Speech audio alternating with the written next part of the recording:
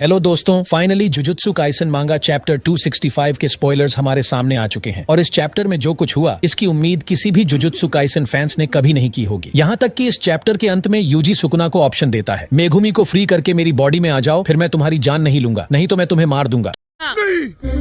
मैं नहीं मानता। तो चलिए बिना देरी किए वीडियो को स्टार्ट करते हैं। पिछले चैप्टर में हमने देखा था कि हाना एंजल जैकब लैडर का यूज सुकुना पर करती है, लेकिन उसे कुछ नहीं होता, बल्कि 2 ब्लैक फ्लैश के बाद सुकुना की आरसीटी वापस आ जाती है और वह हील हो जाता है। और वहीं यूजी सुकुना से फाइट के बाद अपने डोमेन एक्सपेंशन का यूज कर देता है। यहाँ पर उसके फिंगर्स के साइन लॉर्ड बुद्धा की तरह लग रहे होते हैं। डोमेन एक्सपेंशन यूज करने के बाद यूजी और सुकुना एक अननोन स्टेशन पर आ जाते हैं। अब सुकुना यूजी के अननोन डोमेन में आ चुका है, जहाँ सुकुना हायनेरा वाले फॉर्म से यूजी सुकुना वाले रूप में आ चुका है और यूजी सुकुना के पास आकर बोलता है, लेट्स गो सुकुना। अब इस चैप्टर की शुरुआत वहीं से होती है जहां पिछला चैप्टर खत्म हुआ था। सुकुना और यूजी स्टेशन से निकलकर उस शहर में घूमने लगते हैं। सुकुना को एहसास होता है कि उसके साथ क्या हो रहा है। सुकुना बोलता है कि उसने पहले भी इसे फील किया है, जैसे कि फाइट के अंत में किसी भी सोर्सरर के साथ जुड़ने की घटना। जैसे कि जब सुकुना ने जोगो को मारा था तो मरने के बाद भी अंत में सुकुना ने उससे बात की थी। सुकुना बोलता है कि मुझे लगा यह इंसानों की कर्स एनर्जी के कारण हुआ होगा, लेकिन ऐसा नहीं है, यह कुछ अलग है। यहाँ पर किंग ऑफ कर्सेस को भी नहीं पता होता कि वह कहाँ है। वह हैरान होकर यूजी से पूछता है कि क्या ये तुम्हारा डोमेन है? तब यूजी बोलता है, चुप रहो, बहुत हो गई बकवास, मैंने ये थोड़ी हड़बड़ाहट में किया, मुझे भी ये नहीं समझ आ रहा है, मुझे तुमसे बात करने के लिए कुछ टाइम चाहिए था। और पता नहीं सुकुना को उस डोमेन के अंदर क्या हो जाता है, वह अंत तक यूजी की पूरी बातें सुनने लगता है। इसके बाद यूजी एक स्टैचू की तरफ देखते हुए बोलता है, ये देखो, the demon sword dance statue. तब सुकुना बोलता है, ये नहीं पता होगा मुझे। इसके बाद यूजी बोलता है, टेंशन ना लो, यहाँ के लोकल लोगों के अलावा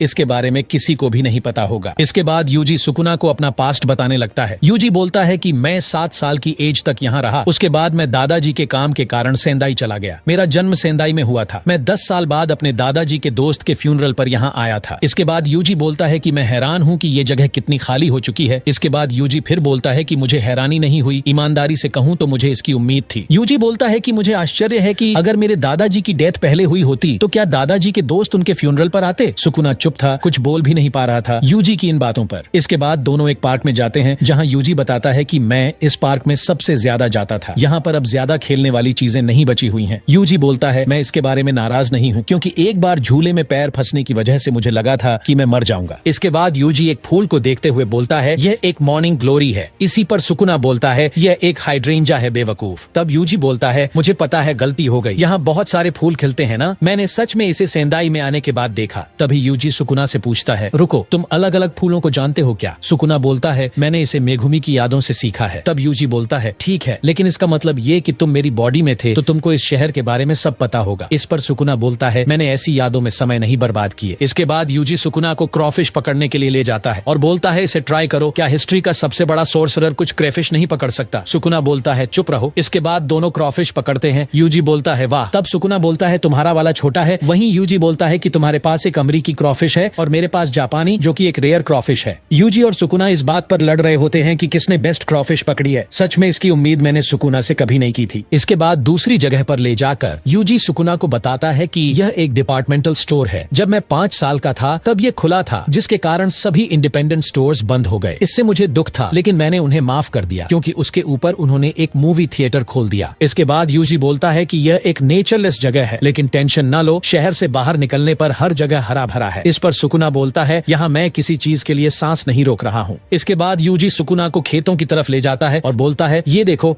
जहाँ तक नजर जाती है हरा ही हरा है। मैं यहाँ चावल के खेत में टिड्डे पकड़ता था जब तक पिंजरा भर ना जाए, लेकिन अब वो यहाँ बहुत कम है, शायद पेस्टिसाइड्स और एडवांस हो गए हैं। इसके बाद सुकुना देखता है कि यूजी कहीं जा रहा है। यूजी बोलता है, बस रुको, मुझे अभी और जगहों पर जाना है। इसके बाद यूजी घोड़ों को देखते हुए बोलता है, वाह, मैं कितनी भी बार इन्हें देखूं, इनका सिर हमेशा बढ़ा हुआ लगता है। मेरे दादाजी अक्सर मुझे इस फार्म में ले जाते थे, उन्होंने मुझे मेरे असली माता पिता जैसा माना है। इसके बाद यूजी किसी डिश के बारे में सुकुना को बताते हुए बोलता है कि यहाँ का सॉफ्ट सर्व बहुत अच्छा है। मैंने एक बार अपना पूरा पैसा इस पर लगाकर बहुत ज्यादा खा लिया था, फिर मुझे बहुत उल्टी हुई थी। इस पर सुकुना बोलता है, क्या तब से ही तुम्हारी बुद्धि भ्रष्ट होनी चालू हुई थी? इसके बाद यूजी बोलता है, चलो तीरंदाजी करते हैं। सुकुना परफेक्ट निशाना लगाता है। यूजी बोलता है, तुम्हारे साथ खेलने में मजा नहीं है। तब सुकुना बोलता है, तुम्हें नहीं लगता मैं तुमसे ज्यादा अनुभवी हूँ। इस पर यूजी बोलता है, हाँ मैं भूल गया था, तुम असली तीरंदाजी के युग से हो। इसके बाद यूजी सुकुना को स्नो स्टेचू के बारे में बताता है कि सेंदाई में हम लोग स्नो स्टेचू बनाते थे, लेकिन वहाँ ज्यादा स्नोफॉल नहीं हुआ करती थी। इसके बाद यूजी बताता है कि सुबह बर्फ हटाने के बाद हाथ सुन्न पड़ जाते थे। उसके बाद मुझे मीठी दूध की चाय पीना बहुत पसंद था। इसके बाद यूजी बताता है कि जब क्रिसमस नजदीक आता था मुझे रात में घंटियां सुनाई देती थीं। इससे मैं सोचता था कि सैंटा सच में होते हैं। मुझे बाद में पता चला कि ये सिर्फ कार के टायरों पर स्नो चेन्स हुआ करती थी। यूजी का इतना सब सुनकर शायद सुकुना पक चुका था। उसके बाद वह बोलता है, ठीक है अब बहुत हो गया। इस पर यूजी बोलता है, ठीक है फिर मैंने तुम्हें वो सब कुछ दिखा दिया जो मैं तुम्हें दिखाना चाहता था। तब सुकुना बोलता है, तुम्हारी बकवास बहुत डिस्गस्टिंग है, जो कहना चाहते थे वो बताओ। तब यूजी बोलता है, तुमको पता है हाल ही में मुझे लगता था कि मुझे अपना काम पूरा करने के लिए मुझे जीना चाहिए, जैसा कि अब तक मैं मानता था। मुझे लगता था कि अगर मैं इस भूमिका को निभाते हुए मर गया तो मैं इसे कम से कम उचित तरीके की मौत मानता, लेकिन मुझे अब लगता है कि ये पूरी तरह सही नहीं है। इसके बाद यूजी बोलता है कि लाइफ में आपका रोल कुछ भी हो सकता है,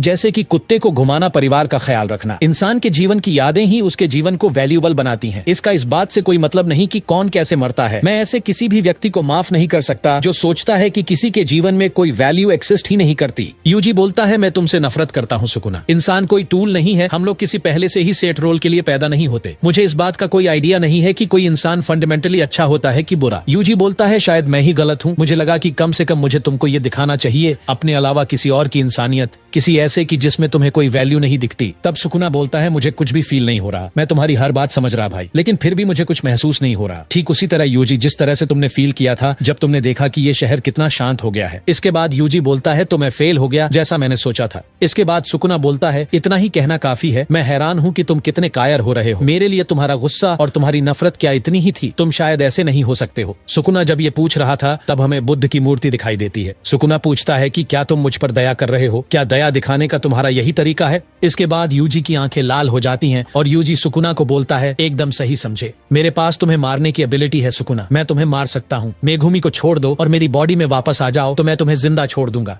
इसके बाद सुकुना भी गुस्से में आ जाता है क्योंकि यूजी ने उसे धमकी दी। सुकुना बोलता है, इतनी बड़ी गलतफहमी। मैं तुम्हें सिर्फ टुकड़े टुकड़े करके नहीं रुकूंगा। तुम्हारी आंखों के सामने हर उस इंसान को मारूंगा जिसे तुम कीमती बता रहे हो। दोनों गुस्से से लाल हो चुके हैं। यहीं पर यह चैप्टर खत्म हो जाता है। अगले चैप्टर में हमें इन दोनों की फाइट के साथ यूजी का एक नया रूप देखने को मिलेगा। पूरे जुजुत्सु काइसेन में मैंने इस तरह का चैप्टर नहीं देखा। यूजी का डोमेन और कॉन्फिडेंस को देखकर यही लग रहा अब बहुत जल्द बहुत कुछ बड़ा होने वाला है। नेक्स्ट वीक ब्रेक है। मिलते हैं अगले चैप्टर की नेक्स्ट वीडियो में।